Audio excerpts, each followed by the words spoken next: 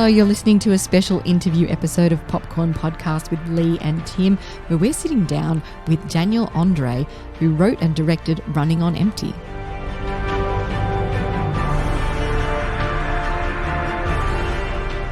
I'm Timmy Fland, movie buff. And I'm Lee Livingstone, entertainment journalist. And we love to talk all things movies. Now, Running on Empty follows Mort, who discovers he has less than a year to live. And after his fiancée leaves him, he meets Kate in a dating service that matches people by their death dates, all while being stalked by a disturbed pimp. There's a lot going on in this movie. There is a hell of a lot going on in this film for Paul Mort. Running on Empty is written and directed by Daniel Andre, and it stars Kia Gilchrist, Lucy Hale, Francesca Eastwood, Monica Potter, and Jim Gaffigan. Daniel Andre is a filmmaker, artist, and music producer born in Mexico and raised in New Jersey. Andre started acting at the age of 5 and trained in Stanislavski at age 9, working professionally in theatre, television, and film throughout his teens. After an extensive career writing and directing short films, Andre set out to make his feature film debut, and in 2022, under his own Analog 77 Films, he wrote, produced, and directed Running on Empty. Andre wanted to make something interesting, funny, and heartfelt with a real independent film sensibility, similar to the films he loved growing up watching in the 80s and the 90s. In this chat, Andre talks about society's fascination with the subject of death, how making the film ended up being unexpectedly cathartic for the filmmaker, the comparisons made to his film And After Hours, and how he and star Kia Gilchrist bonded on set. Let's take a listen. I just joined this dating service that matches you with people based on death dates. Hi, Daniel. Thank you so much for joining me on the podcast, and congratulations on Running on Empty. It must feel really good to almost be able to share it with the world. Thanks for having me, Tim. Yeah, it's super exciting. It's been a long journey to get here. But yeah, it's super exciting that it's almost out there. I'm currently in the market to buy an apartment with my husband. So the scene where Mort and his fiancée Nicole are looking to buy a place is a bit triggering for me right now. However, I might not take the advice that Mort received to help with his loan by finding out his death day. So I'm not gonna take influence or inspiration there. Probably a good comedy. Idea. Yeah, thanks.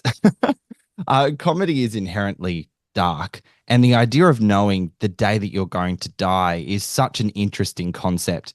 Was this the catalyst for the whole film when you wrote it, or did that layer of the script come later for you?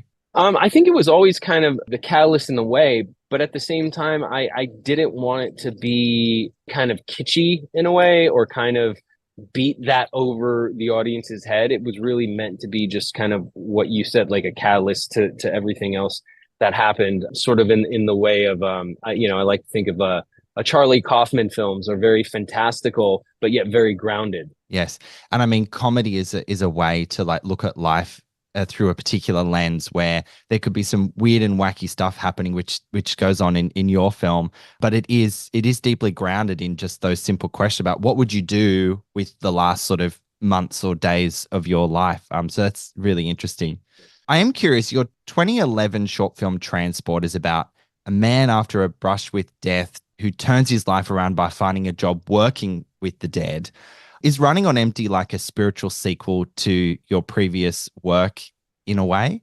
It's interesting. I think it's more just a continued sort of fascination with the subject of death in society. But I definitely think that there is a connection. The Transport film it was drama. It was a much very dark, very dramatic type of thing. What's interesting is I've found now that this is almost out into the world and that we've kind of been down this road.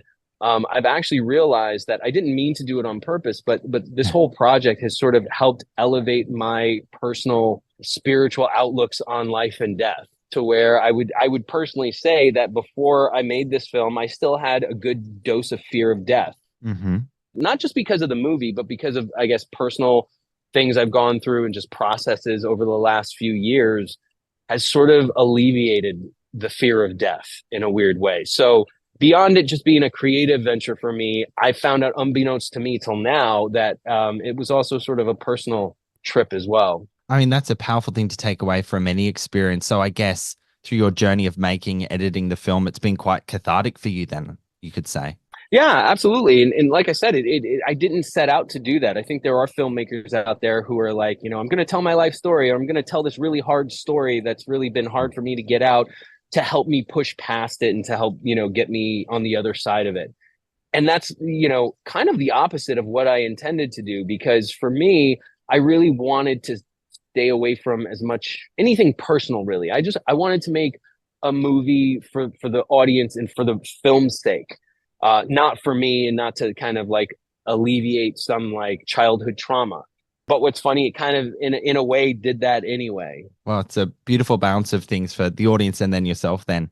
Now, comedy and death go hand in hand, and the tone of your film is an important one, as it's like really quirky. It's got some crude humor in there, but it also has heart. What was your approach to balance the kind of tone you were after in those spaces? Yeah, it's funny. It's now realizing it, and after talking to a lot more people about it and people who have seen the film, it was something I didn't, not that I didn't realize. Like, these things are hard themes to balance, definitely. But I think what helped me through that and helped navigate that was not thinking about it really, and just Right. kind of trying to stick with the story and trying to stay true to the characters and to the story. And I also think, like, this film in particular was much more, I tried to focus more on story and character versus plot and background and subplot and plot B and C and D and this and that. And I really wanted to break it down to a much simpler story, kind of in the vein of After Hours, where it's really just about a guy who can't get home no matter what.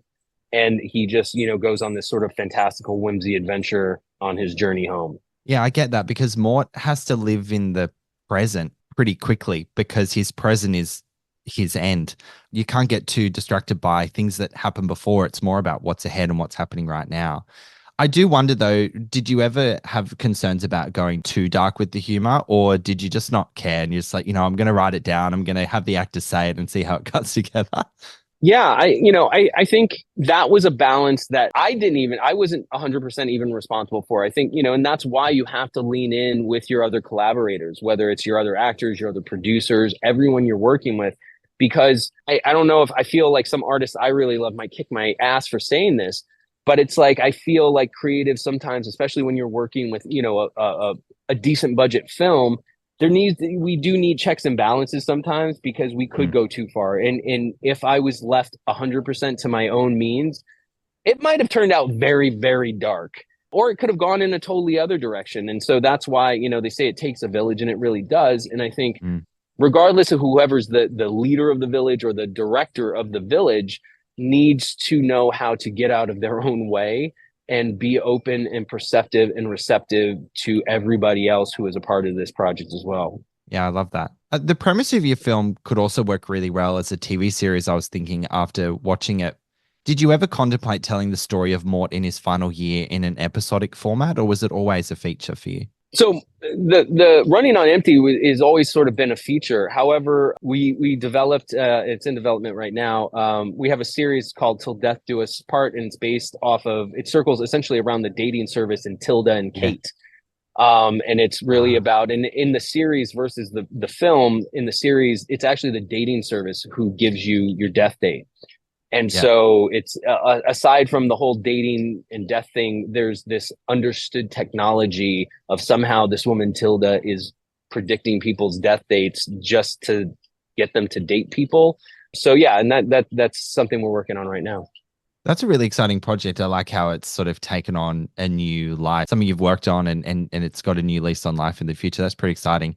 I do wonder, you said that a lot of the film, it doesn't really lean into your own experiences or whatever, but I do wonder about those hellish dates that Mort went on via that dating service. Was there a mirror at all for any of those wild experiences, dates that you or people that you know have ever been on? Or are they made up? 100%. I mean, I don't know if any of those similar things have probably happened, I'm sure. I haven't ever had my wallet stolen. Yeah, that's rough. But I've probably gone on dates with just as strange of people, and especially in a town like LA, you tend to get a very broad spectrum of the dating pool. I don't think Mort had ever had such excitement in his life before those experiences. Keeps you on your toes, right? And Speaking of Mort, Kia Gilchrist is such an important piece of casting to get the tone of your film right? Amongst many things. What was your search like to find Mort, and what made you go, yes, he's my guy? Yeah. So Keir, I mean, I've been aware of his work for a long time, and, he's been doing this, pretty much, his whole life. He's a kid actor, and, I was a kid actor. And so we sort of bonded and got along and understood a lot of stuff on that. Really how that kind of came up is when we were searching for Mort. I loved It Follows, one of my favorite horror films of the last, within the last 20 years.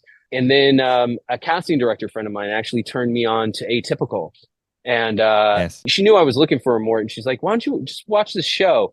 And probably within like the first 2 minutes, I was like, that's Mortimer. And the thing that I like about Keir is he just brings this weird sensibility that's kind of, again, it's sort of left of center, just like, the film and kind of what I was going for. And and he brought it amazingly. He did. I really liked his performance. I also loved Lucy Hale as Kate. Their chemistry was really, really great. But I have run out of time, mate. I'm so sorry. But congratulations on your film and all the best for its release. And talk to you soon, hopefully. Thank you, Tim. I appreciate it. Take care. I've just been so angry, afraid, happy, all at the same time. Lee, I can only imagine what the dating scene in a town like LA might be like. And the film gives a heightened insight, I guess you could say, into how wild it could be, which is quite a lot of fun, actually. As well as the TV show based on the dating service from Running on Empty, Andre is working on his next film called The Last Will. It's a biopic based on the memoir Cured, The Tale of Two Imaginary Boys by Lowell Tolhurst, who was one of the founding members of The Cure, in case you didn't know. Yeah, I mean that obviously links back to Andre's work as a music producer. So there's obviously a love and a connection with the band The Cure. So I'm keen to see how that one plays out, actually. Yeah, Running on Empty is in US and Canadian cinemas from August 9, and it will then be available on digital to rent or buy for everyone else from August 27. Thanks so much for joining us for this special interview episode of Popcorn Podcast with Lee and Tim, where we sat down with the writer-director of Running on Empty. As always, friends, thank you so much for listening. And we'll catch you next time. If you enjoy our episodes, make sure you're subscribed on your favorite podcast platform. It's free. While you're there, we would love you to rate us and leave a review. You can find us on Apple Podcasts, Spotify, Samsung Podcasts, iHeartRadio, Amazon Alexa, Overcast, Pocket Casts, and where all good podcasts are found.